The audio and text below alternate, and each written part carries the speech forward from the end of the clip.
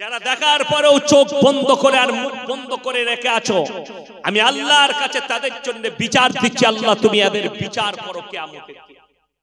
তাতে সে কোনো মৌলবি হোক আর যেই হোক, যারা মুসলিম হয়ে মন্ত্রী পদ নিয়ে বসে আছে আর তাদের চোখ এখনো ফুটেনি, এত বড় অন্যায় কাজ করেছে। এ মাতাল ছাড়া আর কেউ করতে পারে না, এ গাঁজা খেয়ে ছাড়া আর কেউ করতে পারে না।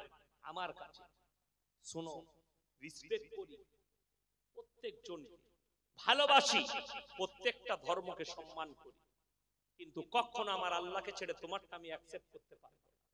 কিন্তু মুসলমান দেখিয়ে দেবো, এখন তো বহুত নেতা বলছে ধর্ম যার যার, উৎসব সবার। শুনেননি আপনার? এক কথা বলেন না কেন? বলছে এই কথাটা কতটা ভালো কথা। আমি বললাম হ্যাঁ ঠিকই আছে, অসুবিধা কিচ্ছু নাই, যদি এটা সত্য হয় কুরবানির সময় ওদিকে ডাকবো, গরুর ঠ্যাংটা ধরবি আই। কথাটা বুঝতে পারেন? ডাকা যাবে? কথা বলে না, ডাকা যাবে? ডাকা যাবে না, পাপ, গুনাহ হবে। কেন? ইসলাম কারু ধর্মকে আঘাত করতে শিখাই। কোরআন বলেছে লাকুম দীনুকুম ওয়ালিয়া দীন, তোমার ধর্ম তোমার কাছে, তার ধর্ম তোর কাছে। তুমি রাজনীতি করো, যা করবে, আমি রাজনীতি বুঝি না, বাস্তব কথা বলছি। তোমার যাকে ইচ্ছা লাগে ভোট দেন, যে দল করবেন করুন, কিন্তু আল্লাহকে নিয়ে, রাসূলকে নিয়ে, কোরআনকে নিয়ে খেলা করো না। তোমার জীবন পণ্য হয়ে যাবে, আল্লাহ বরবাদ করে দিবে। ফেরাউনের মতো রাজশাহীকে যদি আল্লাহ ধূলিসাৎ করতে পারে, তুই তো একটা কীড়া মাকড়ার মতো আমার আল্লাহ। যে গোটা মিশরের বাদশা ছিল, তার দিকে লক্ষ্য করো, শোনো, ইতিহাস শুনেলেন কোরআনে। আর ফেরাউনের ইতিহাসটা, ফেরাউনের লাশটা যদি মিশরের মানুষরা মুমিন নাও করত, তাও কিয়ামত পর্যন্ত কোরআনে আছে অক্ষত রেখে দিত আল্লাহ। তাকে আগুন লাইনি, তাকে পানি লাইনি, তাকে মাটি লাইনি, মধ্য স্থলে ঝুলেছিল। জোরে একবার বলুন সুবহানাল্লাহ। তাকে কেউ লাইনি। তাকে যদি মুমিনাও করত, কোরআনে আছে আমি কিয়ামত পর্যন্ত অক্ষত রেখে দিতাম। ফিরাউনের লাশ কিয়ামত পর্যন্ত নষ্ট হবে না। এটা পৃথিবীর মানুষের জন্য দৃষ্টান্ত। কতটা অভিশপ্ত দেখো, তাকে পোকামাকড়ে খাইনি, তাকে কেউ মুখে লাইনি, পানি পর্যন্ত লাইনি, সে এতটা অভিশপ্ত। তার মতো বাদশার যদি আল্লাহ নিচুড়ে রস বার করতে পারে, তোর মতো নেতা কি করে আল্লাহর কাছে দাঁড়াবে? আমি নাম করব না, আমাদের এলাকায় বর্তমানে কয়েকজন নেতা 20 বছর 25 বছর আগে তাদের রাজত্ব বলেছিল, এই মৌলভী সাহেব আমরা পূবকে পশ্চিম করতে পারি, একটা ইমামকে বলেছিল। যেমন আজকেই একজন ফোন করেছে আমাকে, শুনেলেন মানুষ কোন জায়গায় পৌঁছেছে, খালি আলেম আর উলামাদের টাচে না আসার কারণে। একজন ফোন করে বলছে, হুজুর একটা কথা জিজ্ঞেস করব। বলো। ভালোবাসার লোক। আচ্ছা, যে মাসে জন্ম হয়েছে ওই মাসে বিয়ে দিতে নাই? আমরা কোথায় পেলি? বলে শুনলাম মেয়েরা বলছে। আমি বলে মেয়েদের হাদিস শুনলে জাহান্নামে যাবে। আমাদের সমাজ তো মেয়েদের হাদিসে চলছে। কোন মেয়ে আবার বলছে আমাবস্যার রাত্রে, আমাকে বলছে হুজুর আমাবস্যার রাত্রে বিয়ে দিতে আছে। বলো না, দিই না, আমাবস্যার রাতে বিয়ে দিলে কালো ছেলে হবে। বুঝতে পারেন কত বড় দুর্নীতিমূলক কথা। ইসলামে প্রত্যেকটা দিন সমান। কি বললাম আপনাদেরকে? কথা বলেন। প্রত্যেকটা দিন সমান। ইসলামে আমাবস্যা নাই, জন্ম তারিখ নাই, যে কোনো দিন সুবিধা হবে বিয়ে দিবেন। যদি মনে হয় তারিখ পাচ্ছি না, সময় পাচ্ছি না, ঈদের নামাজ পড়ে ঈদের দিনে দুপুর বেলায় বিয়ে দিন, কোনো অসুবিধা নাই। ঈদের দিনে সন্ধ্যাবেলায় বিয়ে দিন, কোনো অসুবিধা নাই, আপনার সুযোগ আছে। আপনি সুবিধা পাচ্ছেন না, জলসা হচ্ছে, জলসাতে বিয়ে দিয়ে দেন, কোনো অসুবিধা নাই। আপনাকে তারিখ দিন কোন আমাবস্যার রাতে দেওয়া যাবে না, ওই রাতে, এগুলো হচ্ছে কুসংস্কার। রাত্রিটা আল্লাহ যদি ইচ্ছা করেন, এই রাত্রিটাকে দিন করার ক্ষমতা পৃথিবীর কোনো শক্তির নাই, ঠিক কিনা? একমাত্র কে করতে পারেন? সকলে জোরে বলুন। আল্লাহ যদি দিবা করতে পারেন, তাহলে বিশ্বাস আল্লাহর উপরে রাখতে হবে। এই রাত্রির উপরে, আমাবস্যার রাত্রির উপরে নয়। তারিখ, দিন, রাত এবং দিন পরিবর্তন করেন আমার আল্লাহ, তাহলে এটার মূল্য আমার আল্লাহর থেকে বেশি হতে পারে না। আর তোমার জীবন দান করেছেন আমার আল্লাহ, তুমি আল্লাহর উপরে ভরসা রেখে যে তারিখটা তোমার লোকজনকে পাবে, সুবিধা হবে, সেই তারিখে তুমি বিয়ে দিয়ে দাও। এই কুসংস্কার বলো। মেয়েরা বলে বিয়ের দিন ঠিক করলে, বিয়ে ঠিক করলে জিলেবি দিতে নাই। বলে কেন গো? বলে প্যাঁচ লেগে যাবে। জিলিপিতে প্যাঁচ লাগানো আছে, প্যাঁচ লেগে যাবে। আমি বললাম আল্লাহ, যদি জিলিপি দিলে বিয়েতে প্যাঁচ লেগে যায়, যে জিলিপি তৈরি করছে তার বেটা বেটির তো জীবনে বিয়ে হবে না, সে তো প্যাঁচ মেরেই গেছে। কথাটা বুঝতে পারেন? এগুলো হচ্ছে কুসংস্কার এবং শিরকি ভাষা। না, জিলিপির মালিক আল্লাহ, ওই জন্য সবের মালিক হচ্ছেন আল্লাহ। এটা কখনো শোভা পায় না। আল্লাহ তাআলা আল্লাহ মূল্য দিয়েছে। ডাক্তার আমাদের হাত ধোয়ায়, প্রফেসর আমাদের হাত ধোয়ায়, মন্ত্রী আমাদের হাত ধোয়ায়। এদের মা মরে গেলে ওই 5000-এর মৌলবি জানাজার নামাজ পড়াবে। হাদিস কতটা সত্য এটা শুনেলেন। আমার নবীজি বলেছেন যে যারা দ্বীনের পথে থাকবে, আল্লাহর রাস্তায় থাকবে, মৃত্যুকাল পর্যন্ত আল্লাহ তাদেরকে ইজ্জতের রুজি দান করবেন। জোরে বলুন সুবহানাল্লাহ। আল্লাহ উলামাদিকে ইজ্জত দিয়েছে, আল্লাহ আলেমদিকে ইজ্জত দিয়েছে। কোরআনে আছে, ইন্নামা ইয়াখশাল্লাহ মিন ইবাদিহিল উলামা। আমার নবী আর পয়গম্বরের পরে যারা আমাকে সবথেকে বেশি রীতিমতো ভয় করে তারা হচ্ছে উলামা সম্প্রদায়। দুনিয়ার প্রতি কেউ মহব্বত করবেন না। জোরে বলুন ইনশাআল্লাহ। পরকালের প্রতি মহব্বত। আল্লাহ একটা মানুষের বর্ণনা দিয়েছে, শুনেলেন। আমাদের সমাজের মানুষ কেমন কেমন কোয়ালিটির মানুষ থাকবে শুনেলেন। আল্লাহ কোরআনে বললেন যে তোমাদের কোয়ালিটি গুলো শুনে নাও। ওয়াইলুল লিকুল্লি হুমাযাতিল লুমাযা। হে আমার নবী বলে দাও, তোমাদের মধ্যে কিছু এমন মানুষ আছে তারা যখন বাজারে সামনে একরকম পেছনে একরকম। আপনার সঙ্গে নিউ টাউন বাজারে দেখা হচ্ছে, আসসালামু আলাইকুম ভাই, ভালো আছেন? জি আলহামদুলিল্লাহ ভালো আছি। কতদিন আপনার সঙ্গে দেখা হয়নি, বুকটা ফেটে যাচ্ছে। আপনাকে গলায় জড়ালো, যেমনি আপনি একটু দূরে চলে গেলেন বলছে শালা এখনো মরেনি, বেঁচে আছে। এই মাল আছে না নাই আমাদের সমাজে? গাদা আছে। সামনে একরকম পেছনে একরকম। তারপরের আয়াতে আল্লাহ বললেন আল্লাযী জামা মালাউ আদাদা। আর তারা মাল জমা করে আর বারবার গুণয়ন করে রাখে। কত টাকা জমিয়েছি, কত টাকা ব্যাংক ব্যালেন্স করেছি। ইয়াহসাবু আন্না মালাহু আখলাদা। আর তারা মনে মনে ভাবে এই ধন সম্পদ আমাদের কাছ থেকে কোনোদিন যাবে না। শুধু শুধু ওর পিতার ঘরে টাকাগুলো রাখতে গেল। আমাদের মতো গরিব মৌলবীদিকে 1 লাখ 2 লাখ করে দিলে কাজে লাগতো। বুঝতে পারেন না? জমা করে রাখে, বারবার গুনে গুনে রাখে। ইয়াহসাবু আন্না মালাহু আখলাদা কাল্লা লা ইউনবাযান্না ফিল হুতামা। হে আমার নবী, তাদেরকে আমি আল্লাহ হুতামাতে নিক্ষেপ করব। আমার নবীজির চোখে পানি, আর আল্লাহকে প্রশ্ন করলেন ওয়ামা আদরাকা মাল হুতামা। ওগো আল্লাহ, হুতামা কি জিনিস? আমার আল্লাহ উত্তর দিলেন নারুল্লাহিল মুকাদা। সেটি হচ্ছে আমার একটি প্রজ্বলিত আগুন। আল্লাহ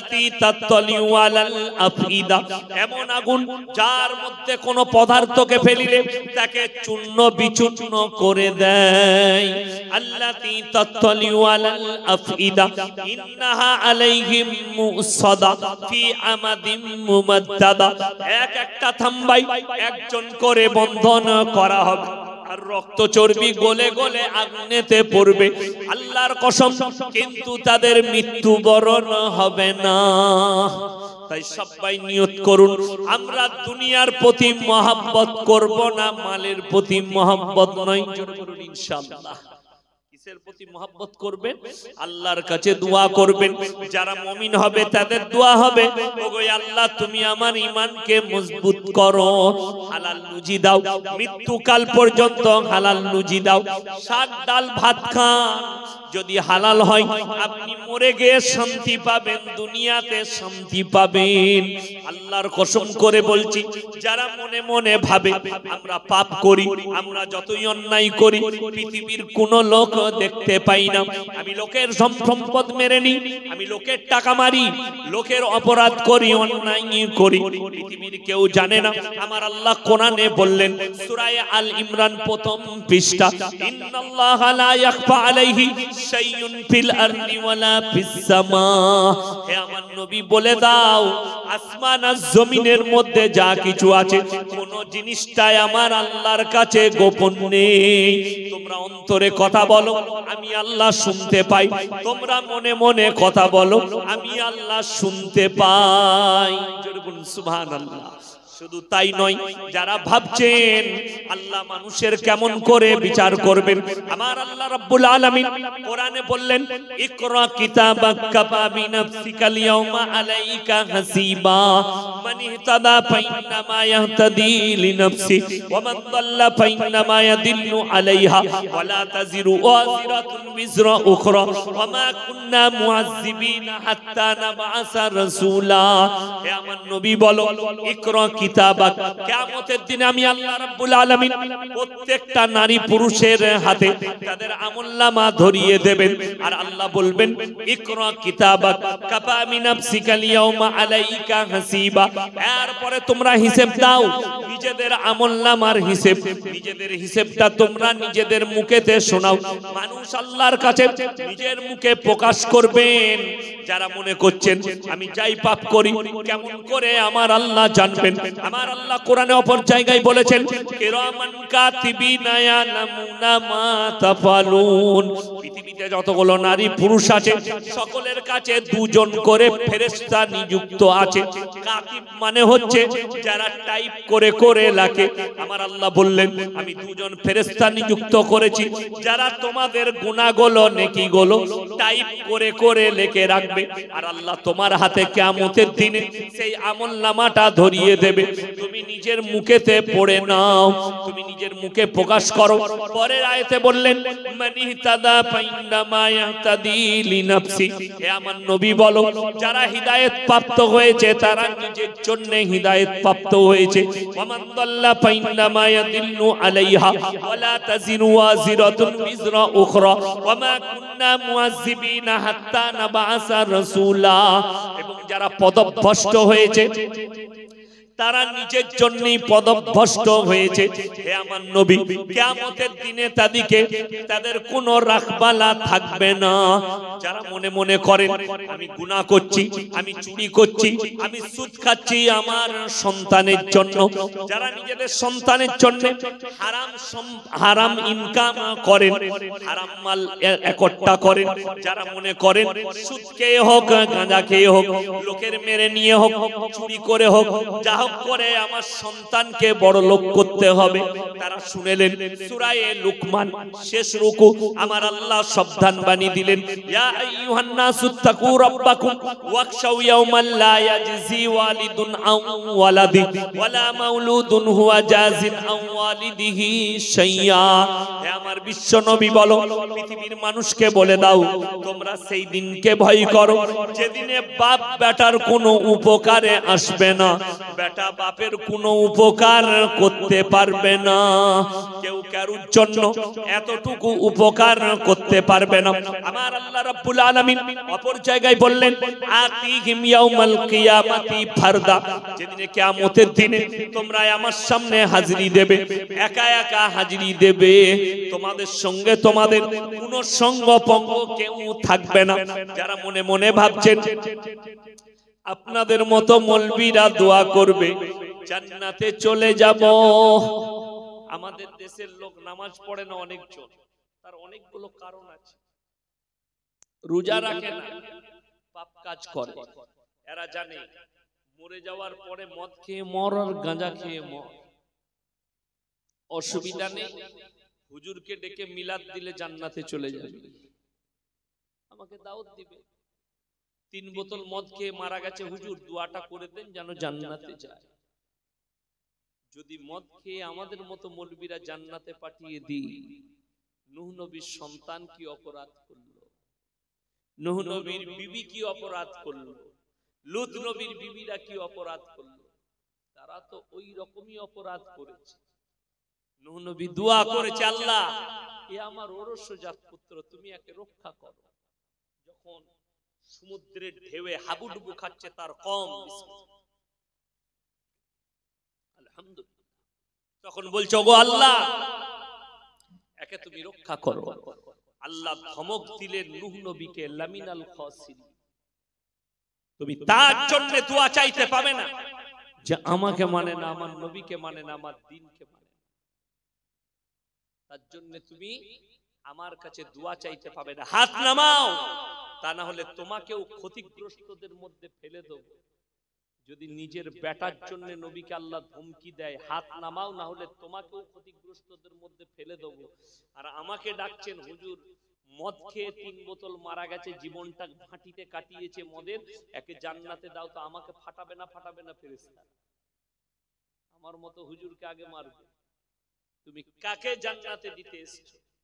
যার জীবনে এক ওয়াক্তের নামাজ হলো না, যে জীবনে কালমা পাঠ করলো না, যে মসজিদ মুখী হলো না, যে পুরো জীবনটা মদ আর গাঁজার ফাঁটিতে কাটিয়ে দিয়েছে, আফিং আর হিরোইনে কাটিয়ে দিয়েছে, তার জন্য তুমি দোয়া করবে? খুব সাবধান আমার ভাই, মায়েদিকে বলে যাচ্ছি, সাবধান হও। লূত নবীর বিবি জাহান্নামে যাবে, কোরআনে রেজিস্টার হয়ে গেছে, এটা পাল্টানো যাবে না।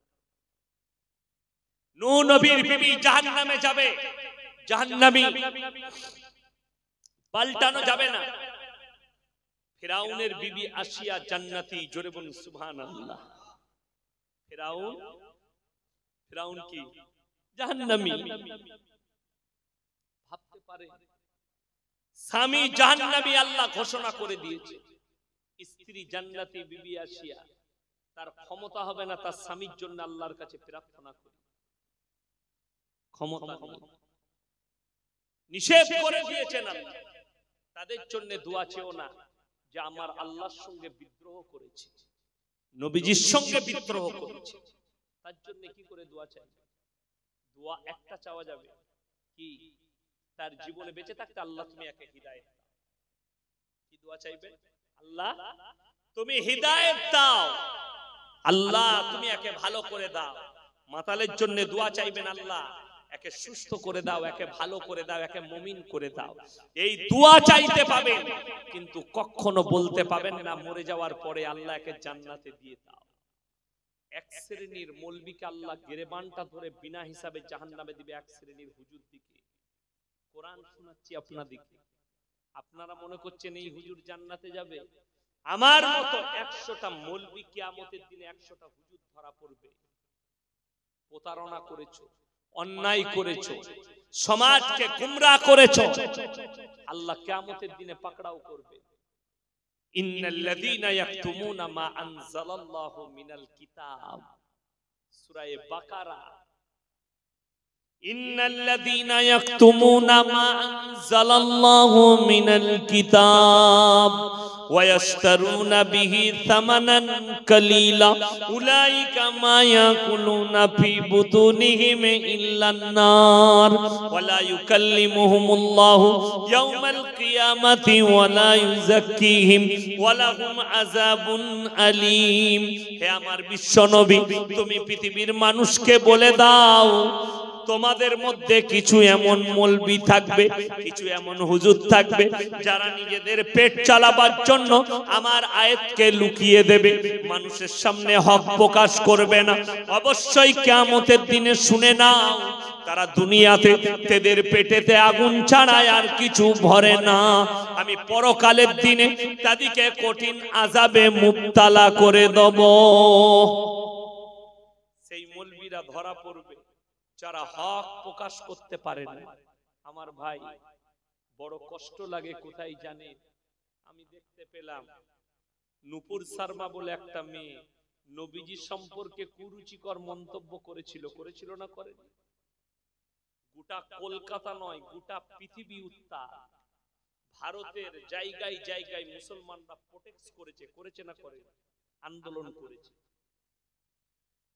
আপনারা নাকে তেল দিয়ে ঘুমাচ্ছেন।